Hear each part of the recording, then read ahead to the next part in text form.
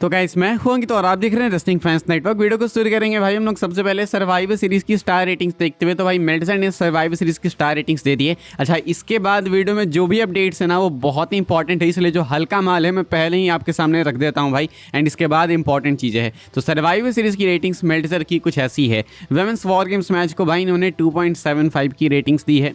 Dominic versus John Cena के match को 3.25 की रेटिंग दी है। स्टेफनी एंड निकी बेला के मैच को इन्होंने 1.25 की रेटिंग दी है। And men's war games match को 4.25 की रेटिंग दी है, यानी कि हाईएस्ट रेटेड मैच अपना है मेंस वॉर गेम्स मैच 4.25 की रेटिंग के साथ में।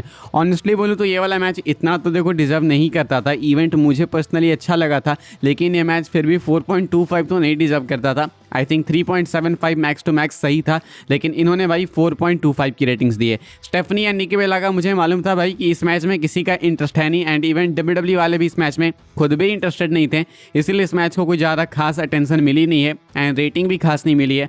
1.25 की रेटिंग है। डोमिनिक सीना के मैच को इन्होंने भाई सेकंड हाईएस्ट रेटेड रखा है 3.25 की रेटिंग के साथ में। काफ़ी कुछ हो गया था मैच में, तो आई थिंक सही है। एंड देन है वुमेन्स वॉर गेम्स मैच अपना 2.75 रेटिंग्स के साथ में, यानी कि हाईएस्ट रेटेड है अपना men's war games match and least rated है अपना Stephanie Vaquer and Nikki Bella का मैच। दोनों में अंतर बहुत ज़्यादा है, 4.25 एंड 1.25 का। क्या आप लोग अग्री करोगे भाई मेल्टजर की रेटिंग से? हाँ या फिर ना आप लोग लिख के बता सकते हो। मुझे लगता है मैं काफ़ी हद तक अग्री करूंगा। बस मुझे लगता है मेंस वॉर गेम्स मैच 3.75 के ऊपर डिजर्व नहीं करता था। आगे बढ़ते हैं भाई, हम लोग बात करते हैं अब अपनी इंपॉर्टेंट अपडेट्स के बारे में। हो सकता है ना गाइस कि मिस्ट्री मैन ऑस्टिन थ्योरी ना हो। लाइक हम लोग तो बहुत ही ज़्यादा कन्विंस हो चुके हैं कि मिस्ट्री मैन ऑस्टिन थ्योरी ही है, उनके अलावा कोई नहीं। एंड कायदे से वही होने भी चाहिए, बिकॉज WWE ने भी हिंट किया है एंड अपडेट्स भी आई है PW इनसाइडर, फाइटफुल सबकी तरफ से।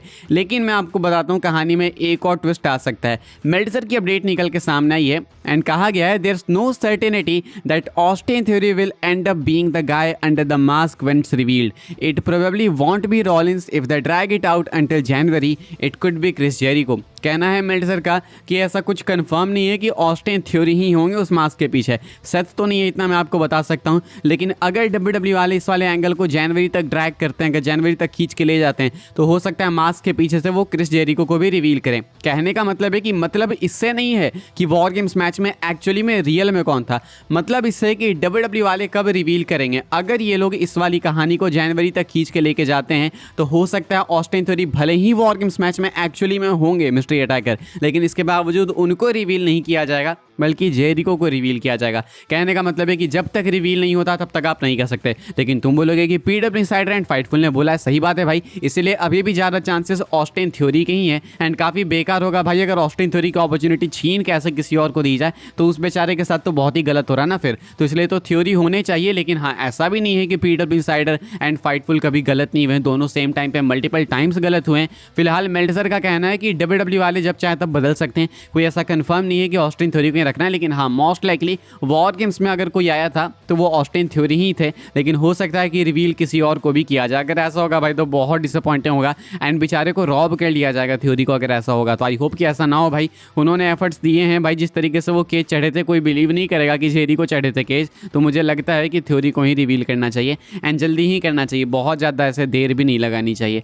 आपके अकॉर्डिंग क्या होना चाहिए लिख के बताना आप लोग अपने ओपिनियंस। हम लोग आगे बढ़ते हैं गाइस, बात करते हैं Roman Reigns and Cody Rhodes के बारे में। तो हमने अभी तक बहुत सारी अपडेट सुन ली कि इनका मैच हमें रेसलमेनिया 42 में देखने को मिलेगा, टाइटल मैच होगा, कोडी का पता हील बन जाएंगे इस बार। बहुत सारी चीजें हैं, फैंस इसके अगेंस्ट भी ऑलरेडी बॉयकॉट भी करने लगे। मैं आपको नई अपडेट बताता हूं। अगेन ये मेल्टजर की अपडेट है एंड कहा जा रहा है कि it's been confirmed that a Cody Rhodes versus Roman Reigns match for the WWE title is in the plans, although not necessarily at WrestleMania. Seth Rollins has talked about wanting to wrestle at Mania. It's been said this week that it is a possibility but it's too early to determine if it can happen. कहा जा रहा है भाई कि WWE ने definitely Roman कोडी का match consider किया है रेसलमेनिया के लिए and title match definitely plans में होगा भी, लेकिन नेसेसरी नहीं है कि रेसलमेनिया में ही हो, क्योंकि कहा जा रहा है कि सेथ रॉलिंस ने भी बातें करी है कि वो करना चाहते हैं रेसलमेनिया में एंड कहा गया इस हफ्ते की ये पॉसिबिलिटी है। हालांकि काफी जल्दबाजी में डिटरमाइन करना होगा अगर अभी कुछ डिटरमाइन कर लिया जाए तो, इसलिए कुछ कंफर्म नहीं है। लेकिन फिर भी ये पॉसिबल है कि सेथ शायद रेसलमेनिया तक वापस आ जाएंगे। सेथ को लेके एक प्रॉपर और भी अपडेट है, मैं आपको अभी आगे बताऊंगा। लेकिन फिलहाल कहने का मतलब है रोमन कोडी को लेके कि ऐसा कोई कोई नेसेसरी नहीं है भाई कि रोमन कोडी का मैच रेसलमेनिया में ही होगा। डेफिनेटली टाइटल मैच प्लान्स में है एंड होना भी चाहिए, रीमैच रोमन को मिला नहीं अभी तक, मिलना भी चाहिए, लेकिन ऐसा कोई नेसेसरी नहीं है कि रेसलमेनिया में ही हो सकता है रंबल में निपट जाए, हो सकता है चेंबर में निपट जाए, हो सकता है समरस्लैम में अगले साल हो, कोई नेसेसरी नहीं है कि रेसलमेनिया 42 में ही हो। आगे बढ़ते हैं भाई, हम लोग बात करते हैं अगली अपडेट के बारे में जो कि रॉयल रंबल 2026 को लेके। तो मैंने आपको एक अपडेट बताई थी कि रंबल 2026 का कार्ड फिलहाल ऐसा दिख रहा है कि एक विमेंस रंबल मैच, एक मेंस रंबल मैच एंड 2 और मैच होंगे इसके अलावा। एंड उस अपडेट को लेकर मैं ज़्यादा श्योर नहीं था, लेकिन अभी मेल्टजर की भी अपडेट आ चुकी है इसको लेकर सामने, रसल वोट्स की भी दोनों की आई है, तो मैं आपको बता देता हूँ। The current plan for the royal rumble is a 4 match show featuring 2 title matches and 2 royal rumble matches. हमको तो मालूम है कि 2 रंबल मैचेस तो कंफर्म ही है, एक विमेंस वाला एक मेंस वाला। विमेंस वाला शो को स्टार्ट करेगा, मेंस वाला मोस्ट लाइकली क्लोज करेगा। बीच में 2 टाइटल मैचेस होंगे भाई। अब ये 2 टाइटल मैचेस किसके होंगे नहीं पता, लेकिन मुझे लगता है कि ये सर्वाइवर सीरीज वाले बुकिंग के हिसाब से चलेंगे। लाइक हमने देखा कि विमेंस सर्वाइवर सीरीज मैच ने चालू किया भाई, वॉर गेम्स मैच ने इवेंट को चालू किया, वैसे ही यहाँ पे विमेंस रंबल मैच चालू करेगा। इसके बाद आई थिंक कि एक मिड का टाइटल डिफेंड होगी WWE की मेंस डिवीजन से, एंड उसके बाद विमेंस डिवीजन की वर्ल्ड टाइटल, नहीं तो ऐसे करके कोई मिड का टाइटल, एंड देन उसके बाद मेंस रंबल मैच। लेकिन सऊदी से है तो ये बिलीव करना थोड़ा मुश्किल है कि 4 मैचेस से वो लोग मान जाएंगे, वो भी रंबल जैसे इवेंट के लिए, लेकिन हो सकता है, क्यों नहीं हो सकता है। फिलहाल भाई ये कुछ है रंबल को लेकर अपडेट। हम लोग आगे बढ़ते हैं गाइस, बात कर लेते हैं अपनी आखिरी अपडेट के बारे में जो कि सेथ रॉलिंस को लेके। अब मैं आपको बताता हूँ कि रॉलिंस को लेके क्या कहानी है। अभी मैंने आपको जस्ट बताया भाई कि रॉलिंस ऐसा कह रहे थे इस हफ्ते कि वो रेसलमेनिया में रसल करना चाहते हैं। WWE के अंदर बातें हैं कि ये चीज़ डेफिनेटली पॉसिबल है। इसको थोड़ा मैं आगे बढ़ के आपको बताता हूँ। There is reportedly a possibility that Seth Rollins will be back in time for WrestleMania and a match between him and Bron Breakker could be under consideration. यानी कि ऐसा बिलीव है कि सेथ जो है वो रेसलमेनिया तक वापस आ जाएंगे पॉसिबली, एंड इसके बाद इनका मैच आपको ब्रेकर के अगेंस्ट देखने को मिलेगा। जिस तरीके से सेथ रॉलिंस अपनी अपडेट्स शेयर कर रहे हैं रिकवरी को लेकर कि अभी वो ठीक रिकवर कर रहे हैं,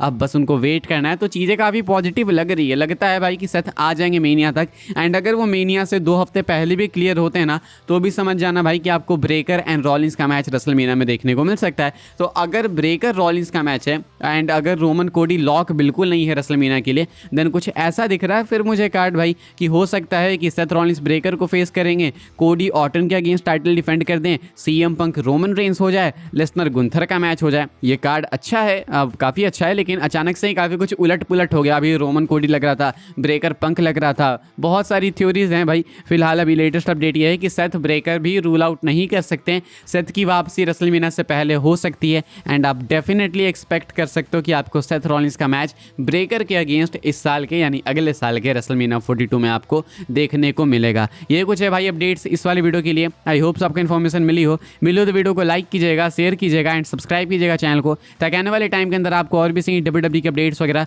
सबसे पहले देखने को जानने को मिलते रहे। फॉलो कर सकते हैं आप लोग मुझे इंस्टाग्राम एंड ट्विटर पर, लिंक आपको मिलेगी डिस्क्रिप्शन में। ज्वाइन कर सकते हैं भाई आप लोग मुझे व्हाट्सएप चैनल पर, उसके भी लिंक डिस्क्रिप्शन में। मिलूंगा मैं आपसे अगली वीडियो में जल्दी ही, तब तक के लिए goodbye, thanks for watching.